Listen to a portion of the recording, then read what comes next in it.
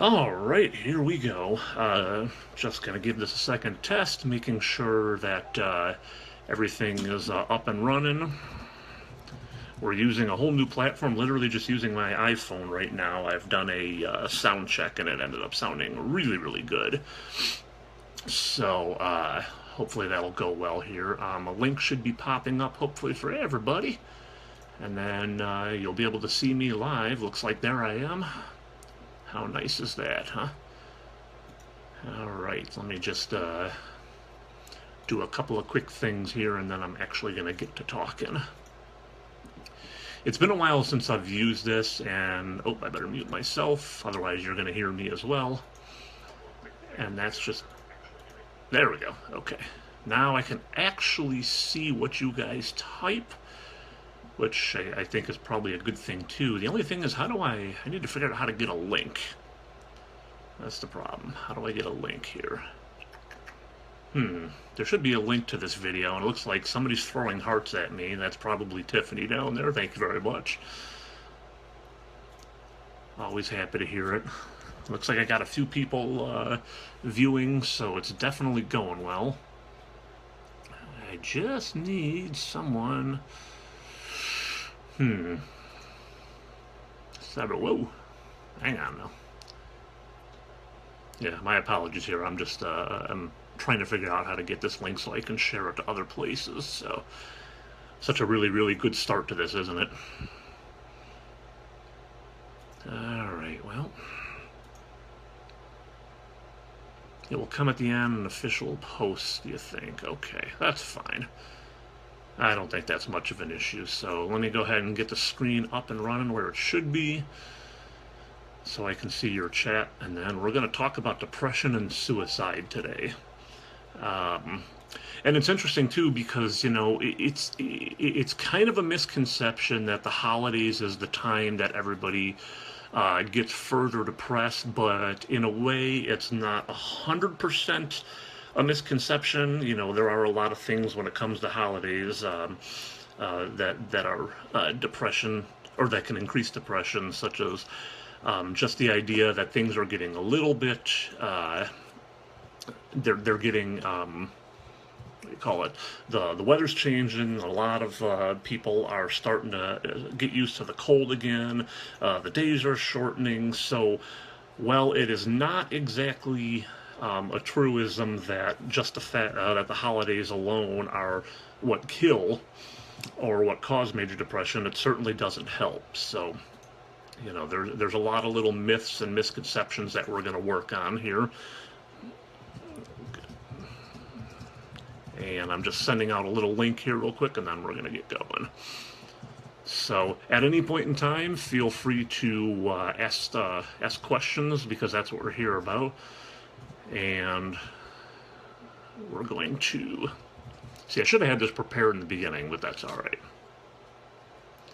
This is just the first time, and I'm seriously, like, just going off as best as I can by just posting here on Twitter and here. So, okay, feel free to share this far and wide, and we're going to go ahead and get started. So, we're going to talk about depression first, and depression is important because, first of all, it is extremely widespread. Millions upon millions of people suffer depression. If you feel like you want to follow along with the actual blog post, there's the blog post. And depression has got just an unbelievable amount of myths that go along with it.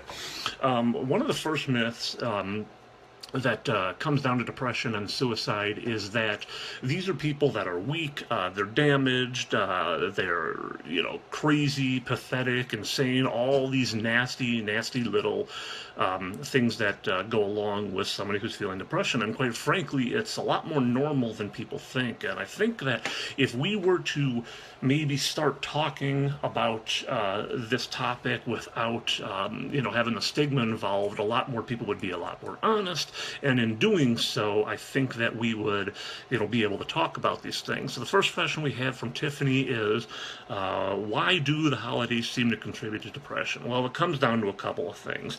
For some people, it comes back to what we call anniversaries. And anniversaries usually have that sort of marriage tone to it, or birthdays, a yearly event that celebrates something. Well, unfortunately, yearly events can also be reminiscent of something that's been damaging, dangerous, and upsetting, such as a death of a family member, loss of a relationship, all sorts of things that can come together around the holidays that might contribute to somebody feeling more depressed around the holidays. It can also, however, be an anniversary of perhaps somebody you loved or knew that is no longer with you, passed away, but it was a different time of year, but maybe their birthday is around Thanksgiving or Christmas or in January, or perhaps Christmas was something very special between you and that individual. And as I said before, there's a lot to be said about the fact that the days are getting much, much shorter, it's getting colder out, and people spend a lot more time inside. That can be really difficult, especially because one of the big things, vitamin D that's in the sun, you're going to get less if you stay inside, and that can just be kind of difficult all the same. So there's a lot of things that can kind of contribute to the fact that depression does kick up in the holidays. One of them is that suicide does not necessarily get more prevalent when it comes to the holiday season, but there's definitely can be an increase in some people when it comes to depression. So there's a lot to be thinking about there. So that was a good question, and thanks for kicking us off there. So we're going to talk about how to actually discuss depression. And when I say discuss depression, I'm actually saying I want to explain to folks how to actually talk about depression as if you had somebody in mind. So it could be a family member, it could be a friend, it could be many different people. And what I want to kind of discuss here tonight is how to actually bring up the topic, how to continue the topic, and some of the most important things to remember when you're discussing the topic. Because it's not easy. I mean, let's be 100% honest. If somebody comes and tells you that they're depressed, or if somebody comes and tells you that they're feeling suicidal or that they want to harm themselves, it's, something that can be a little bit difficult to talk about. I'm going to remove my glasses now since I can see the screen. That's fine, but it's, I can see the glare coming off of my eyes there from the screen ahead of me, so that's a little bit troubling. So one of the things that you have to remember when you're talking about depression is you have to be bold. Now I'm going to put these back on and maybe just shrink my screen down because it's getting a little bit difficult to see. There we go, that's better. You have to actually be bold. And it can be frightening to be bold because when it comes to depression, you might be thinking, well, if I go and say to this person, I'm concerned about you, that can come off a little bit bad. But in reality, what you're doing is you're showing that you care, and you're saying, well, I have a concern about you. And I am willing to actually listen. I'm willing to be direct enough and ask questions and give you that kind of support and time and platform to discuss what's going on. Now, as I post in the blog entry, there's a difference between being concerned and being bold and being offensive. So imagine for a moment that you are depressed and someone comes up and they want to discuss it with you. So I'm going to use a made-up name for most of this in order to kind of facilitate the discussion. So I'm going to use the name Jennifer, since I don't think anybody in the chat right now is named as Jennifer. We're just going to pick that. So if you wanted to sit down and actually broach the topic before she were to bring it to you, you could say something as simple as, Jennifer, I've noticed that there's, that you haven't been feeling the same, and I'm a little bit concerned. Is there anything that you'd like to talk about? I want you to know that that I'm open to listen. However, if you're not ready to discuss it, or you don't feel like discussing it, we can always, talk about another time. and just want to let you know that I'm open, to discuss it anytime you will. Now, obviously, this is a little bit scripted, so it's not going to go like that. It's not meant to sound like a commercial, and it's not meant to be, like a script you read off. So, personalize it, just be yourself, and that's how it's going to come off natural. But you see that I did a couple of things there. First of all, I was bold and straightforward about it. Jennifer, I have a concern. And then I'm also recognizing just a little bit of the basics of what I see. I noticed that you haven't, been yourself lately, and I wanted to ask if you wanted to talk about it. So by doing that, I'm actually offering the chance, as opposed to saying I'm going to force you to talk about this. And then I've also given her an out by, if she's not ready to talk about it, or maybe she doesn't want to necessarily talk about it with me, I'm giving her and offering her that kind of gentle ability to say, no, this isn't going to work out, so let's go ahead and, push this off to another time, or maybe I'll talk to another person about it. So, I've given in about 4 or 5 sentences, 1 paragraph, I've kind of said a lot to Jennifer and given her a lot of opportunities. I've showed that I've cared. I've shown that, I'm willing to listen, and that I'm going to be open. So now I'm going to give you some examples not to use. So I'm going to say that again. These are things not to say. So like I said, there's a difference between being concerned and being offensive. Being bold and being offensive. Being bold is what I explained a moment ago. Now let me give you an example of what being offensive is. Jennifer, what the heck is wrong with you? What's going on lately? You just seem like you're always pissed off, and you're always just overly sad, etc., etc. So you can see the difference not only in the context, but the content. The content is kind of giving off the impression of something is wrong with you. So in a way, I'm already putting the stigma on her. And then with the context itself, I'm coming off aggressive, I'm coming off angry, and it's not exactly going to be a fruitful opening in order to open a good, discussion. So really, really not a good way to go about it.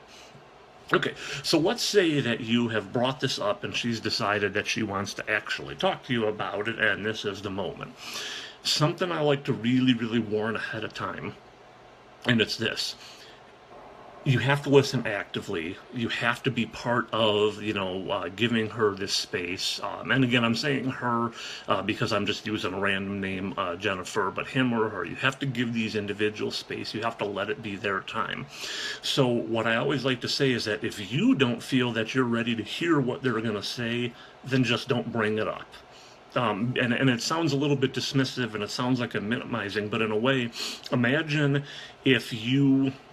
Let's say if I was to just be rushing the topic and say, like, hey, Jennifer, I've been a little bit concerned about you, et cetera, and then she starts to open up, and I'm like, oh, I can't really hear this, or oh my God, it's, I don't have time to talk about this. That's going to be a real ugly setup that you're putting right there, because now you're saying, hey, guess what? I'm ready to listen to you, and then, pardon my language, right after that you're saying, well, piss off, I don't have time for this kind of thing. That is not an open way of bringing the topic up. So make sure that you are ready, both time-wise and effort-wise, because when somebody starts opening up these sorts of discussions, it's going to get difficult. Period.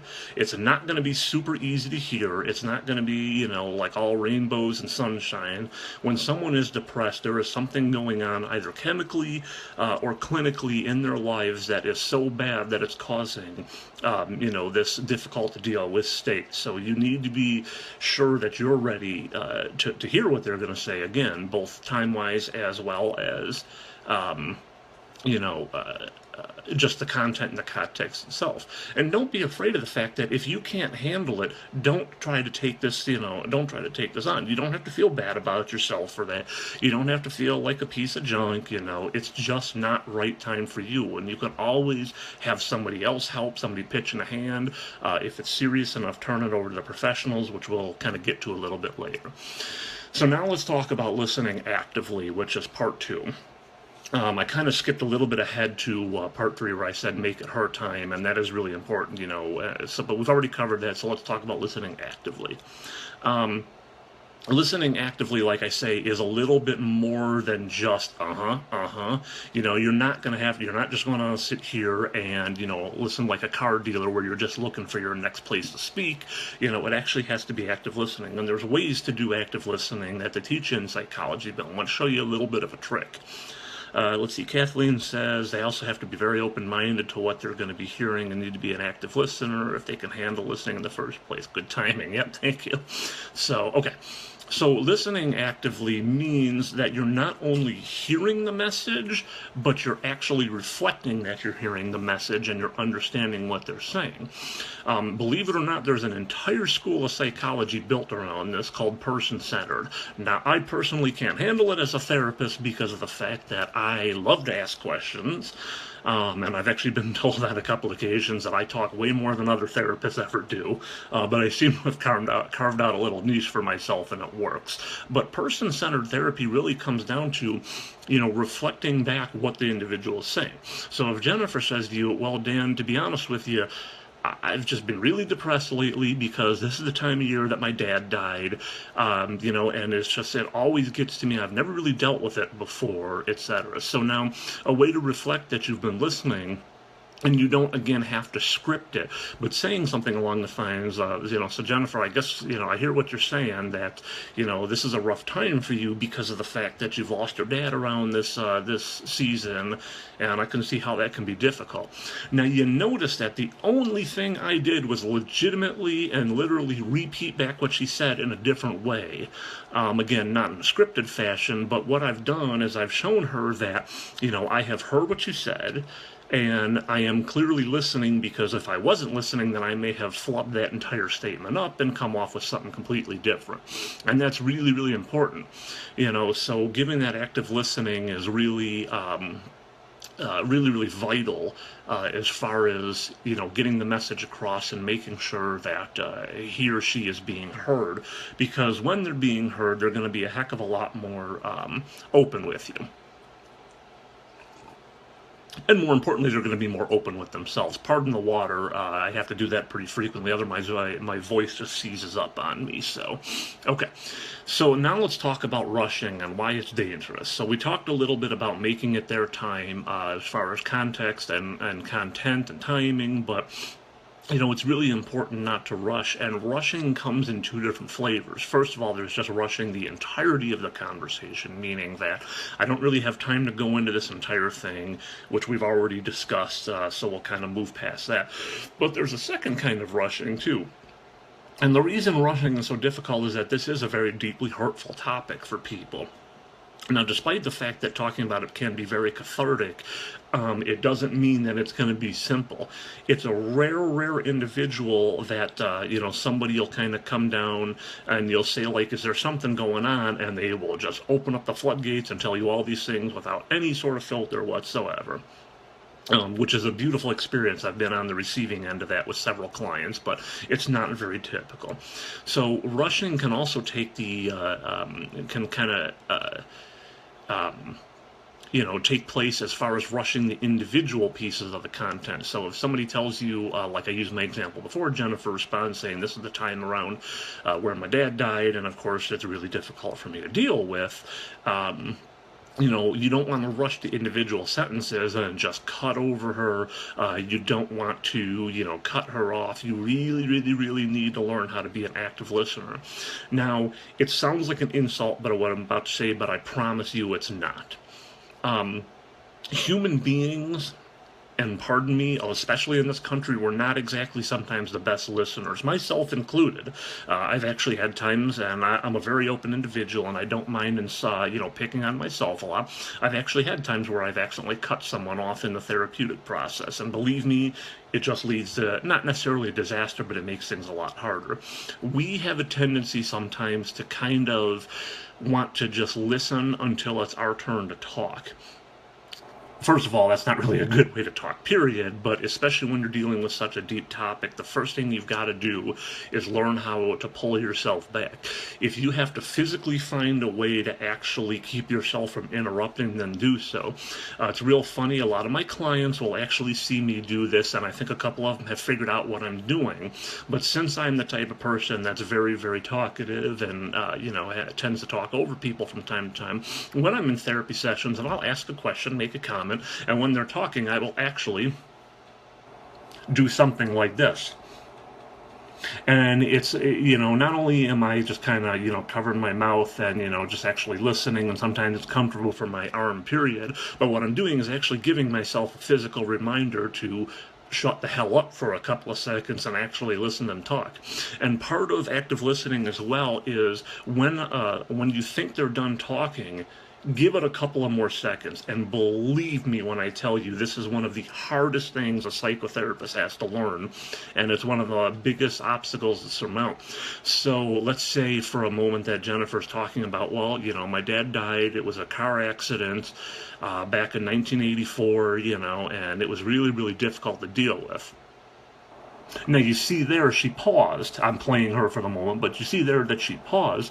Now, you might think to yourself, okay, well, she's paused for a good 4 seconds. That's my time to jump in and kind of reflect or ask a question, make a comment. But actually, you kind of have to slow down and give it a few more seconds. And I guarantee you, even without talking about such deep topics, if you do this in daily life, you're going to find out so much more about people when you're actually having a discussion with them. So when you think you've been silent enough, give it just another couple seconds. Now, I don't mean be creepy and sit there for 3 straight minutes and just stare at them and be like, yes, keep talking, But just give it a couple of extra seconds, and you'll usually hear even more and more and more, because it kind of creates that comfortable space for folks. Yes, it is a hard thing for anyone to learn. And I don't believe I've met a psychotherapist out there that hasn't actually had to deal with getting themselves internally to shut up. Now, I may have a really good stone face when it comes to therapy, which is important for trauma work, but I guarantee you inside my mind, at least 5 times every session, I am in my brain going, shut up, Dan, he's not done talking, shut up, and believe me, it's helped a lot. So that's what we don't do as far as rushing. Okay. Now comes one of perhaps the most dangerous things you can do, and I'm going to talk to you about what it is and why you shouldn't do it. One of the things you should never, ever, ever do is dismiss or minimize someone's pain. And this can come in dozens and dozens and dozens of flavors, but I'm going to tell you some of the most common ones. Okay, so we're going to kind of switch topics and move into, suicidal talk, and we're going to kind of bounce back and forth before I completely jump on that note. But imagine for a moment, and I'll give you guys a second to think about this, but imagine for a moment that you have told me now that you're suicidal. Maybe you don't have a full-on plan, but you've been thinking maybe the world wouldn't be, would be a better place without you. It's a real common way for someone to make the mention of wanting to end their lives or harm themselves. So imagine you just said that to me, and my first response is, well, I guess I could understand what you're saying, but have you ever thought about the fact that there's starving people around the world? And the reason I sat there silent for a second is I wanted you to actually think about if I actually responded to you that way. Can you imagine what that does to a person when they're in a deep depression or anxiety or anything for that matter? And, to minimize in such a way it's very, very dangerous. And when I say dangerous, I mean, it can cost people lives, because if you think for a moment, and I'm not trying to trigger anybody, so I'm not asking anybody to go there, but if you think for a moment that you told me the statement that you were suicidal, and then I just minimized you like that, the first thought in your mind may be, well, crap, now I'm already, thinking way too much of this, I'm a burden, and then you can see how the cycle just kind of spins out of control. So minimizing is a really, really rough thing to do. Another way that people minimize is playing what we call the pain Olympics, or what they call one-downing. Now, we all know people that one-up other people. So one-upping would mean, let's say, Tiffany told me, hey, I was just doing a scratch-off lottery ticket and I won $50. How cool is that? And then I come right back and say, oh yeah, I remember a year ago when I was doing a scratch-off and I won $1,000. Well, first of all, it's rude as hell, and I think it's just a stupid thing to say, because it's like, oh, well, hey, I know you just had something really cool to happen, but let me put the focus back on me and tell you how much cooler I am. Okay, well, that's a much more trivial thing, and it's just bad communication. But now, imagine again if you told me that you were suicidal and that you were having real difficult with the fact that you lost your father, and I responded back to you and said, yeah, I mean, I can imagine what you're going through. I, lost my entire family, and did all this. Well, you're doing two things at once. First of all, you're putting the focus back on you, and you're making the conversation about you when the conversation should be about them. But at the same time, you're again minimizing the entire thing, saying, well, what you're going through is really not that big a deal. So that's when people do what they call dismissing and saying the worst possible thing you can ever say: get over it. If someone is depressed, if someone is suicidal, if someone is in a panic attack, if someone is traumatized, the worst possible thing you could ever say is get over it. And the reason is because now, minimizing is bad enough, but now what you're doing is literally telling them, I don't give a hooey about what you're going through.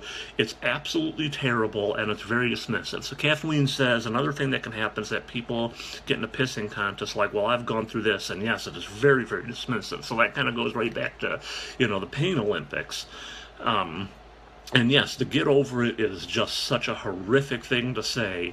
I as much as I don't want to bring the professional and statistical side into it, I can't even count the amount of times that I have met someone in the emergency room who has been told to get over it, and unfortunately made an attempt of either self-harm or ending their life, because at that point in time they were in such a dire situation, and the only response from the person that was supposed to be so loving and caring was basically F you. Nobody cares, move on with it. And that's another fourth type of minimizing or dismissing is, oh, you're just doing it for attention. Now, this is a really, really, really, really tough topic to go about, what we call attention seeking, and I think at some point in time I need to make this its own topic. Bear with me if I'm not looking at you. I'm pulling up another link that you guys can take a look into, but it's all about attention seeking. Attention seeking is a really, really strange phenomenon, because in a way it is a little bit manipulative, but at the same point in time it deserves attention, and that's why I wrote up this little blog article right here, because if you think about it, let's pretend for a moment that our made-up individual, Jennifer, is just attention-seeking. You have to start thinking about, okay, well, if she is just attention-seeking and somehow you were magically able to know that she's not really suicidal, but she's gone to such great lengths, to manipulate and uses attention-seeking behavior, then my first question is, doesn't that deserve some level of attention as well? I mean, it seems really simple to me, because I know it can be frustrating, because there are people out there that do legitimately manipulate, and people into thinking that they might be suicidal, but at the same point in time, I have to ask the question that if they're going to such great lengths to get such attention, then I believe that people need attention at that point in time. And maybe it's the fact that they need professional help, and that could be very valid. But at the same point in time, when we switch it back into the topic of depression, as Kathleen has said, I've heard it too before many, many times, to get over myself, you're always depressed, and why can't you just be normal? It's a terrible thing to go through. When you're feeling so bad, and then all of a sudden somebody drops a bomb on you saying, well, just get past it. But one of the things that you have to remember is that if someone makes a suicidal threat, don't ever, ever, ever, ever, I can't say ever enough times, don't ever just pass it off as attention-seeking behavior.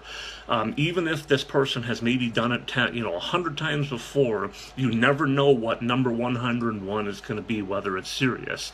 At that point in time, and we're going to get to this shortly about turning it over to the professionals, but the point is, don't ever dismiss, don't ever minimize, and don't ever ignore it.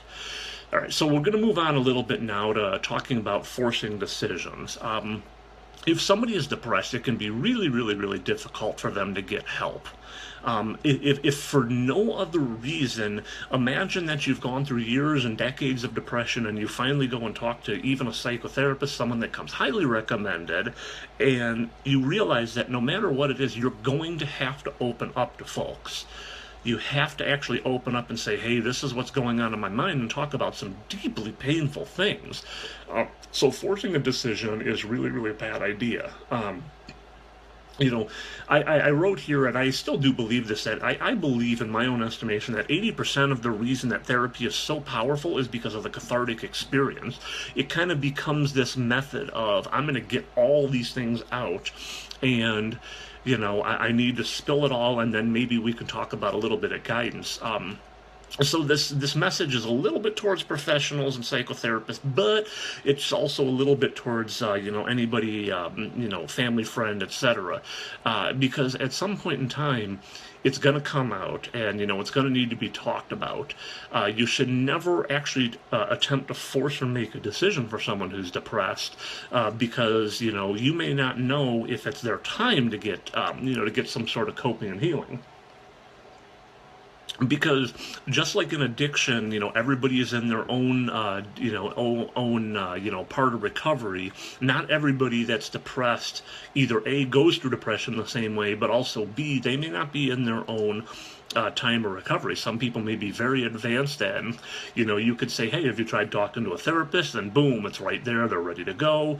But some people may have really not contemplated it yet, and it could be really difficult, because if you try to push and push and push the subject, you're probably going to end up pushing them farther away, and of course that's going to be, you know, completely opposite of what you're looking for. Instead of trying to bring someone in, you're actually pushing them out. Let's see, Kathleen says, you always take someone who cries suicide seriously, whether it's professional help or a friend intervention, they need it. I notice usually people who are talking about suicide is in a way trying to get attention, but not a bad way. Rather, it's a way to get the last reach out before they actually go through it. Yep, and we're going to talk about that very shortly. She also says, I once had a school counselor tell me to get over my depression and to just be normal like everyone else. What a horrific, nasty little thing to say. And I did get pink slip, so you know, that's good to hear that that person was removed from such an important position. Okay, so before we switch over to suicidality, let's talk about one last thing. You really do need to know when it's time for professionals to take over. And it can be a little bit difficult and dicey to figure out, because again, you don't want to push it, but you also need to know when you've reached your limit. It can be really difficult for me to say this because it sounds very conceited, it sounds very ugly, but I promise you this doesn't come from a place of conceit. One thing that you have to understand is that if you're not a psychotherapist, don't try to be a psychotherapist, period. And the reason I say that is actually a couple of fold, and hopefully by the time I'm done explaining this part, you will see that it's not insulting or offensive to you in any way. It's not to say that, you know, we as psychotherapists are experts or anything like that, but in a way we are experts. We have been trained, educated, practiced, vetted in doing things such as therapy. One of the reasons that people go to psychotherapists, one of the main benefits they get, is that it's a completely non-judgmental and non-biased affair, if you will, because try as you might, and this includes me, who is a psychotherapist, I should never be trying to do this for someone, you know, like a very good friend, a family member, because I'm going to always be biased, no matter how hard I try. But at the same point in time, if you haven't had the training, if you haven't had the practice, the education, there's a good chance that people can say the wrong thing, and it can get a little bit ugly at that point in time. So knowing when it's time for professionals to take over is very important. And some of the times you can tell is if someone is just not, you know, is not willing to, you know, to talk about it or budge, but you have decided that and realized that you've run out of things to say, and that this is much more serious than you've you know, expected in the first place. It's time for a professional takeover. And more importantly, if somebody is actually a threat to themselves or others, or if they're in a state, you know, of psychosis, or where they're just not manageable, then it is definitely time for the professionals to take over. We're going to go into that here in a moment. So I'm going to pause for a second and see if anybody has any questions about the depression side, and then we're going to start rolling into the topic of suicidality. I can definitely say this is a good moment for me to get some water because I've been going for some time now, and I can definitely feel my throat getting a little bit scratchy, but we'll give you guys a moment to see if you have any questions. Or for that matter, comments too. It doesn't mean I have to be the only one talking, and you guys are already doing a really good job of, getting your thoughts out there, so that's pretty awesome. But give you a couple more moments to see if you have anything to ask. I'll start getting my links ready for the next pieces, and then we're gonna start talking about suicidality and how to approach it. I've been loving the comments, by the way, and I have absolutely been seeing hearts fly by my face here. It's kind of weird because on the old platform, the one that failed every 2 minutes, I didn't get to really see all that, although a lot of it may have to do with the fact that it was broken and didn't do anything. It just straight up didn't work. But it's really funny seeing these little emojis and stuff fly by my face. It's just kind of weird. I didn't expect it. Like, there's a ton of hearts, which I think Kathleen just threw up there. It's funny. So Tiffany asks, what do you do if a person is depressed, but you know there is no way they will get professional help? Okay, well, that's a really tough one, and Logan, I will definitely get to your comment here in just a second, as I get assaulted with hearts here. I feel like the two of you are competing. So yes, if a person is depressed and they're just not willing to get any help, at that point in time, if they're not actually a danger to themselves, then it's so unfortunate to say, but there's just nothing you can do about it. Because if you do keep trying to push and push and push, you're going to end up pushing a friend or a family member away. And, what you can do at that point in time, although you're not abandoning the topic or abandoning the person, but you're kind of pushing it on a back burner. So I'll give you an example. We try and try and try, and my example person, Jennifer, just absolutely refuses to get any help. So you can say, like, well, Jennifer, I understand, or I don't understand what you're going through. I can definitely try, but, clearly there's a lot going on, and, you may not be ready, and I understand that. So I'm being accepting, and then you can follow up with something as simple, like, if you ever do decide that you want to get some help, please let me know. I'll be happy to help you every step of the way until you get to see somebody. So by doing that, you've dropped the point, you've dropped the topic, you've let it go, but you've left an open door, if you will. You haven't locked any doors, you haven't put any chains on, and you're just essentially saying that clearly it's not, the time for you. And even just that one little statement, you're actually reflective listening in a very big way. And you're almost making it okay to be hurt. And this is such an important topic because, it's like, it's really, really interesting because a lot of people don't seem to think that it's okay to be hurt. And I wrote up one of my favorite topics I ever wrote about was exactly that title, called It's Okay to Be Hurt, meaning that we shouldn't shun people for being mentally ill. It's really funny because, and I don't mean funny haha, but I mean ironic funny, that if somebody comes to the ER and they have a broken leg, if somebody comes to the ER and they have cancer, we don't laugh at them, we don't shun them, we don't tell them they made poor life decisions. But it's so weird and kind of disgusting to me that we have this kind of way that if Jennifer, our example individual, comes to us and they're depressed or suicidal, societally speaking, we want to judge and tell this person, well, what shitty decisions have you made to bring yourself here? Or get over it, as, we've had a lot of topics. So let me go ahead and back up a little bit and see what Logan says. Another thing I've been through is if a person is generally a positive person, like I've seen in a lot of disability cases, like they have days where the illness hits harder than others, and people are like, it's not going to change, so just suck it up. And I mean, that's really important too, because when it comes to physical disability, a lot of people are just like, suck it up. But again, this kind of goes right back to the fact that it is okay to be hurt.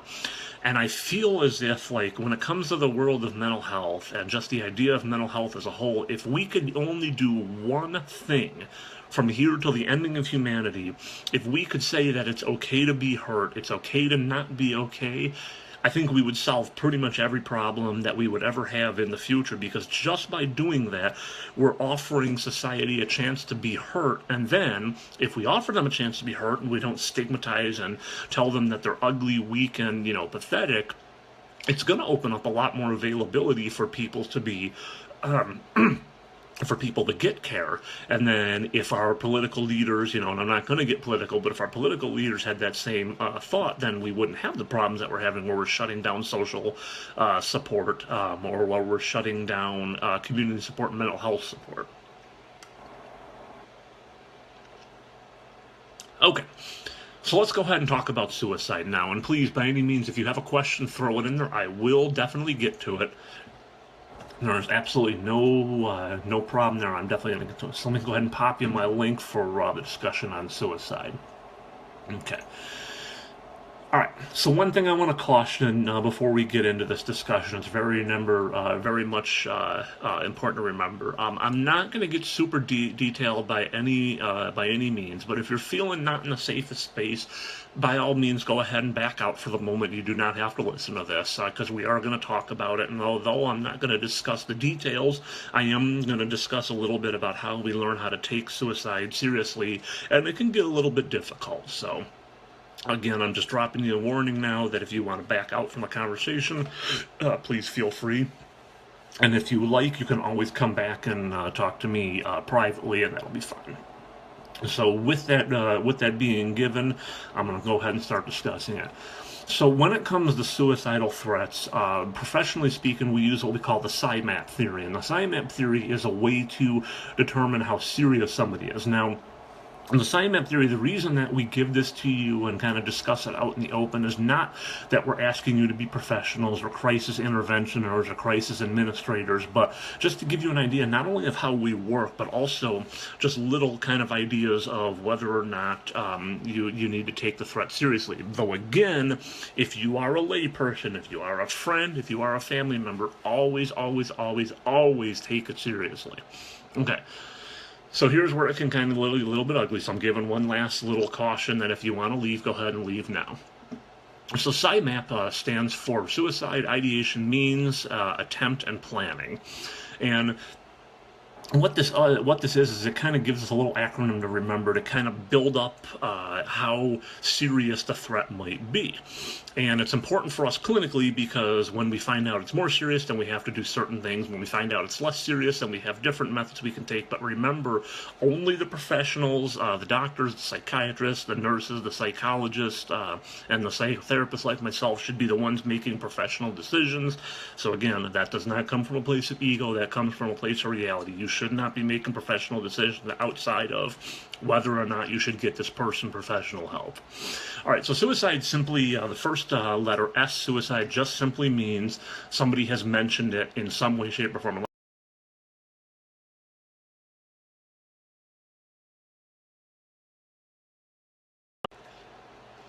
Okay, looks like I'm back here. I lost connection for a second, but somebody let me know if I've returned.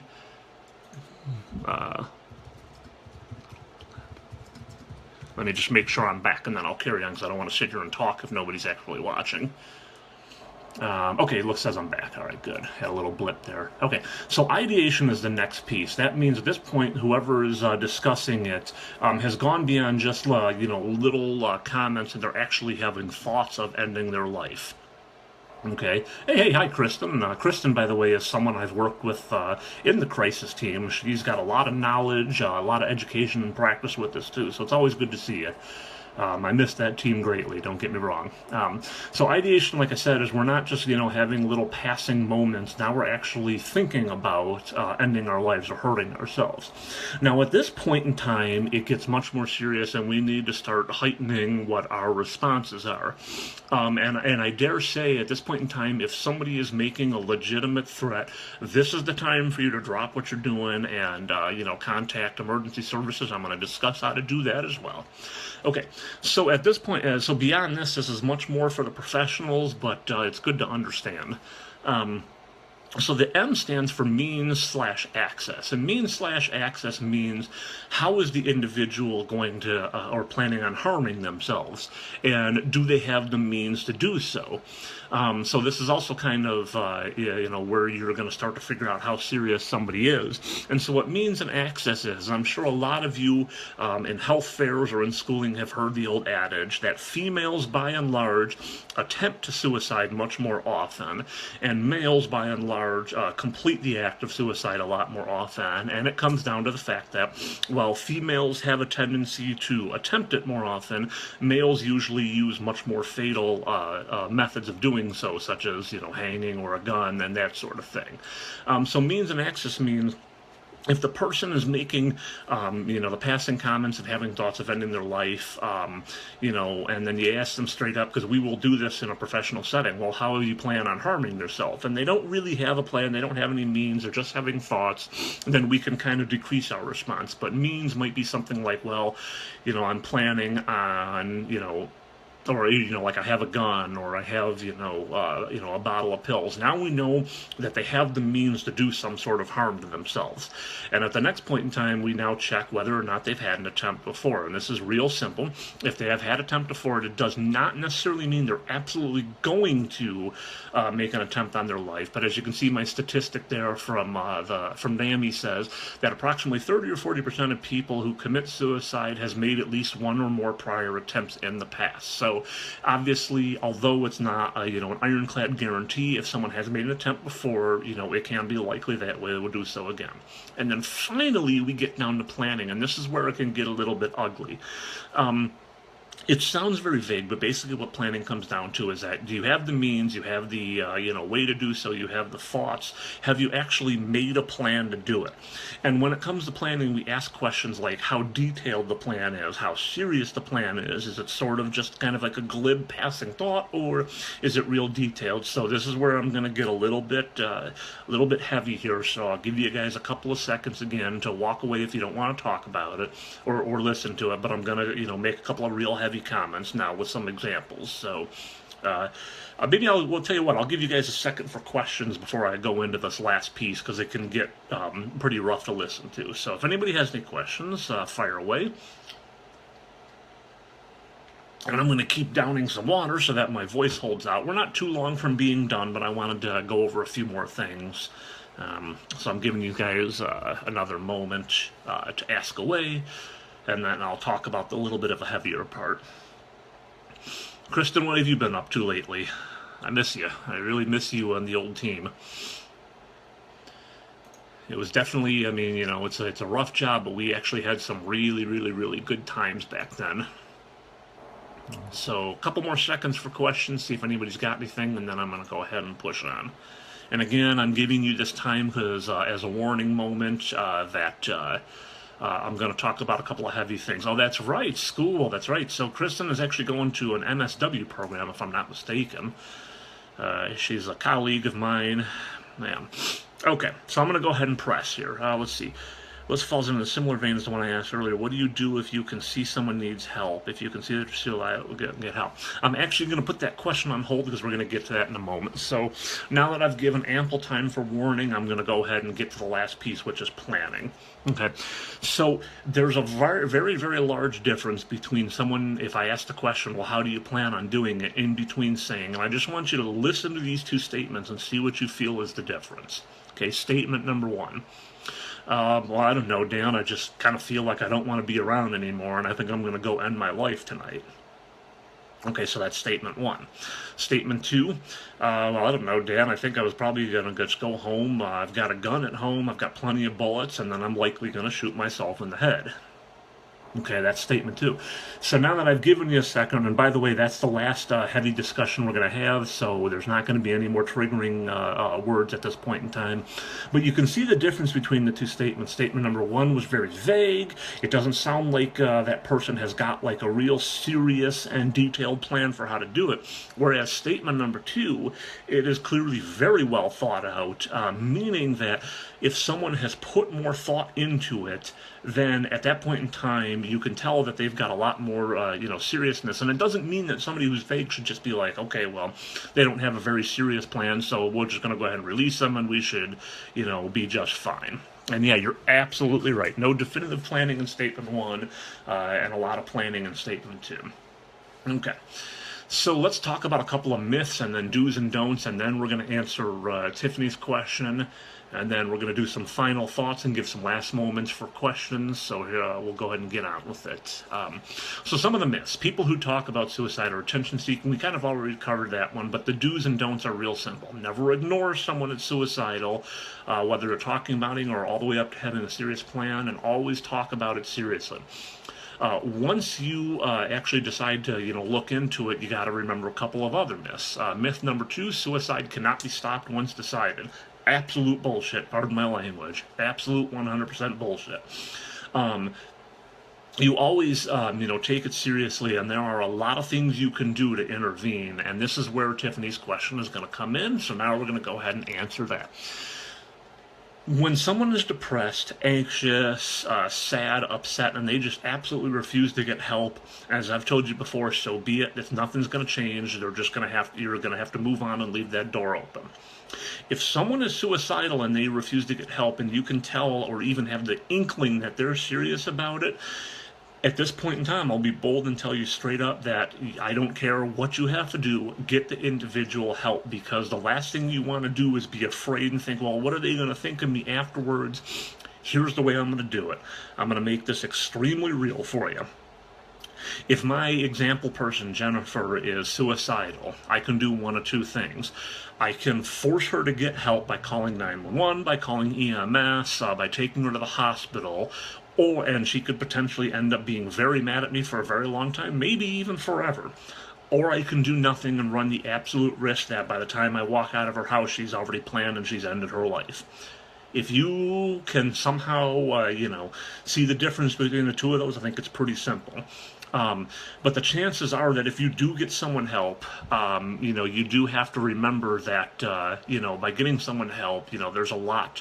You're making a good decision. Sometimes you have to make decisions for people. So make sure you can always call 911, you can call EMS, you can take someone to the hospital. If you want to make a 911 call, what you need to do is call 911, and when the operator asks you what's going on, say that you want to make a welfare check. They're going to ask you for address, name, location, etc., etc., etc. But by saying welfare check, you're not saying that there's a crime being committed, but you're saying I'm very, very concerned for someone, and you can say that someone's been suicidal, been talking about it, and so forth. So the last couple of myths we're going to talk about, and then we'll give you guys another moment for questions, is myth number 4: people who want to end their life are selfish, crazy, or weak. Absolutely, absolutely 100% BS. I cannot stand when people say this.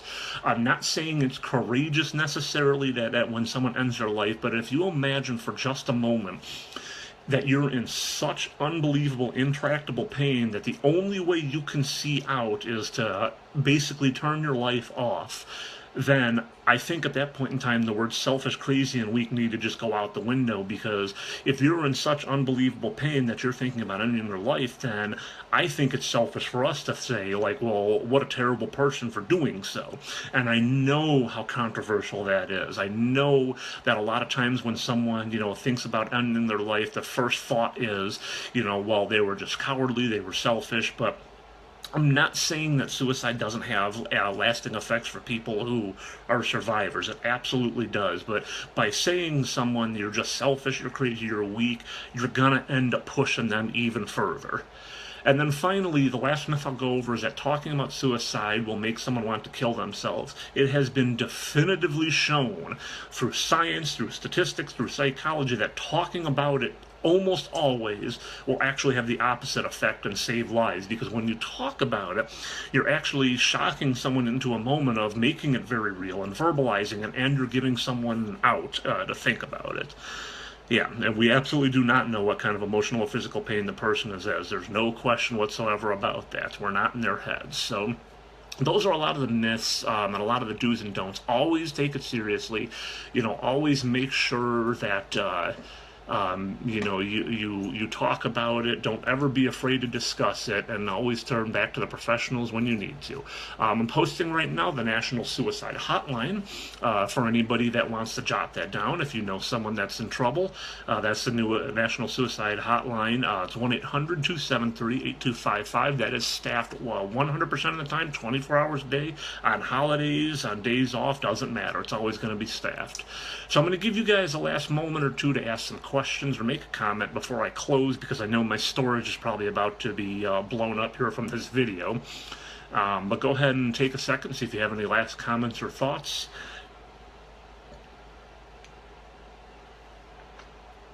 I'm a little bit surprised here that actually that my throat didn't just completely 100% fail on me, because usually at this point in time, I don't know how long I've been going, because I can't see the timer, but usually at this point in time, my voice just starts seizing up.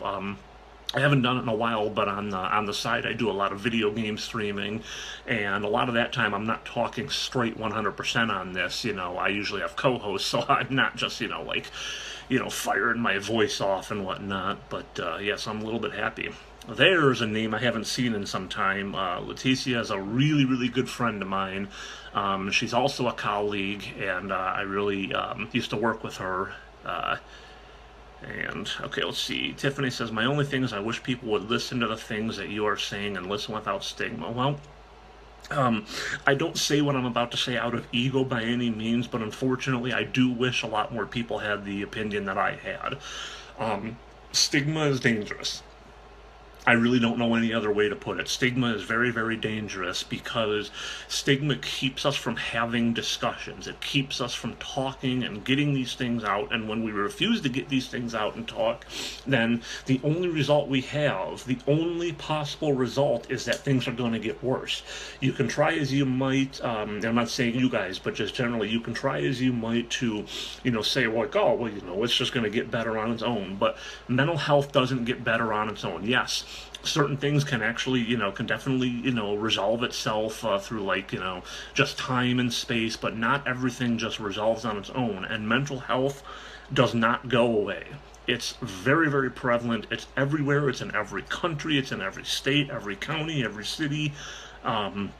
And most people in this, I have not met a single person that either doesn't suffer mental health illnesses or knows someone very close to them that has suffered or that has, ended their life. So I think one of my closing comments is going to be, is if you do have someone that does, die by suicide, it is a really good idea for you to get help too, even if it's happened a long time ago, because it can be really difficult.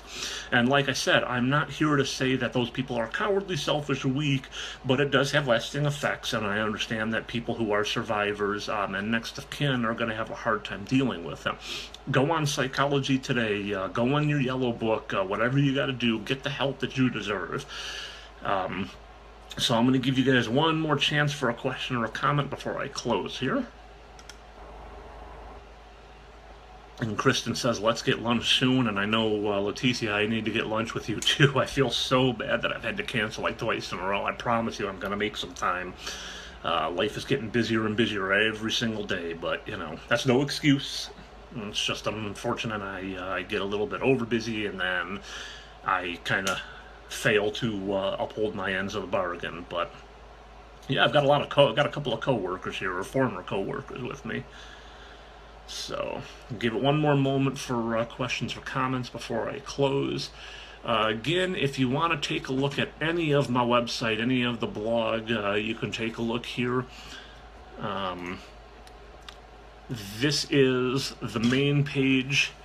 That is my blog. Thank you for saying that, Leticia. I really do miss you. I had a lot of good times working with you. But yeah, there's the blog post right there. Can't think of anything off the top of my head. Okay. Well, next time we meet, either tomorrow night, because I do have tomorrow night off, or next weekend, the next topic is going to be what therapy is really, really about. And it's gonna, actually be discussing how to get into therapy, all the things from financials to what you're gonna talk about, what to expect, assessments, and everything. So that's gonna be our next topic. So until then, I really, really hope you guys learned something. I hope you guys enjoyed this. I'm glad to be back on, and I will see you soon. So I love you all, and have a good day.